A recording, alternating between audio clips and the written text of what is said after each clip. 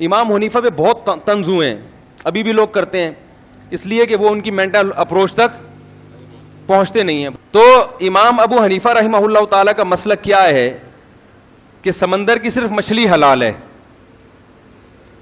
بعض حضرات کہتے ہیں کہ بس سمندر کی باقی چیزوں کے حرام ہونے کی کوئی دلیل نہیں ہے, تو ہم باقیوں کو کیا کہیں گے, حلال کہیں گے. حالانکہ شریعت نے ایک ایک جانور کا نام لے کے کبھی نہیں بتایا کہ یہ بھی حرام یہ بھی حرام. جھینگے پر میرا ایک بیان ہو چکا ہے, میں ابھی دوبارہ ریپیٹ نہیں کروں گا.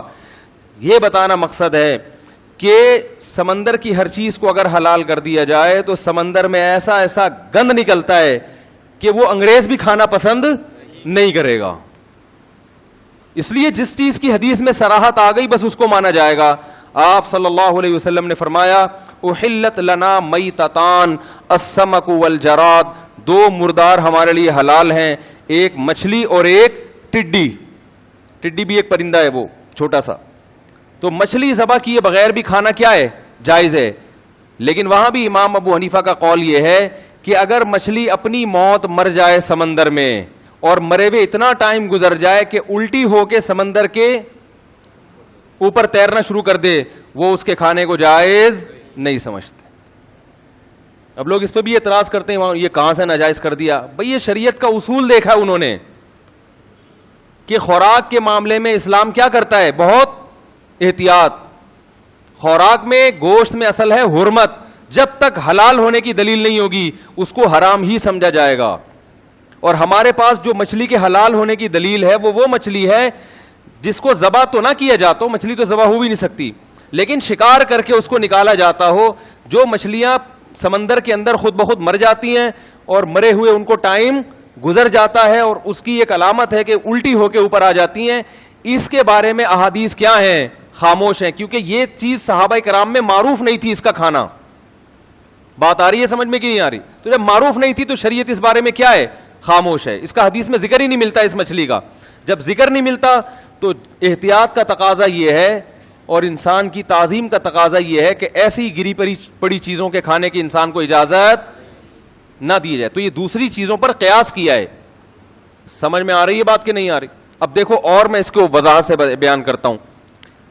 اسلام میں حکم یہ ہے کہ آپ شکاری کتا رکھ سکتے ہیں. تو کتے کو اگر آپ سدھائیں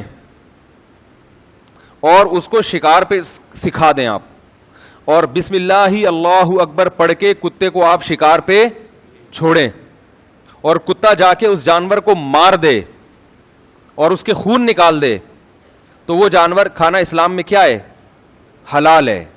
سمجھ میں آ رہی ہے بات؟ وہ جانور کھانا اسلام میں کیا ہے, بشرطے کہ وہ کتا جانور کو مار کے زندہ نہیں لے آئے. زندہ لے آئے گا تو پھر تو چھری پھیرنی پڑے گی. وہ کتا جانور کو نوچے اور اس کے خون نکالے اور وہ پھر گھسیٹ کے آپ کے پاس لے آئے, خود اس میں سے ایک نوالا بھی نہ کھائے. اگر کتے نے خود اس میں سے ایک نوالا بھی کھا لیا اور پھر وہ گھسیٹ کے آپ کے پاس لایا تو یہ جانور آپ کے لیے کیا ہو جائے گا, حرام. اب دیکھو فرق یہ ہے شریعت کی ان نصوص سے شریعت کے مزاج کو سمجھنا. تو امام ابو حنیفہ بہت ذہین تھے, بہت ذہین تھے.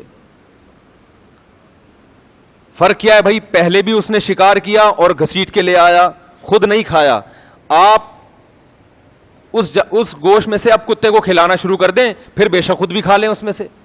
آپ اس میں سے کھلائیں گے تو وہ جانور کتے کے لیے تو حلال تھا ہی, کتے کے لیے تو آپ کا اپنا گوشت بھی حلال ہے اور آپ کے لیے بھی وہ جانور حلال تھا. لیکن اگر کتے نے اس میں سے ایک نوالا خود سے لے لیا, اب وہ جانور آپ کے لیے حلال نہیں ہے.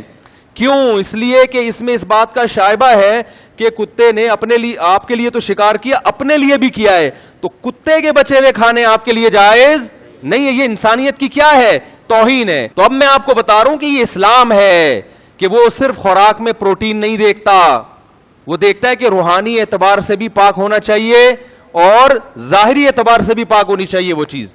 تو یہ گوشت ظاہری اعتبار سے تو پاک ہے مگر اس میں روحانی نجاست آ گئی ہے کہ ایک جانور جس نے اپنے لیے شکار کیا آپ اس کو بھگا کے یا اس کو پرے کر کے وہ خود کھانا شروع کر دو, یہ انسانیت کی تعظیم کے خلاف ہے. اب اس کو الفاظ میں آپ اس لیے سمجھ رہے ہیں کہ آپ مسلمان ہیں, لیکن میں یہ چیز کافر کو سمجھاؤں گا تو اس کی سمجھ میں نہیں آئے گا.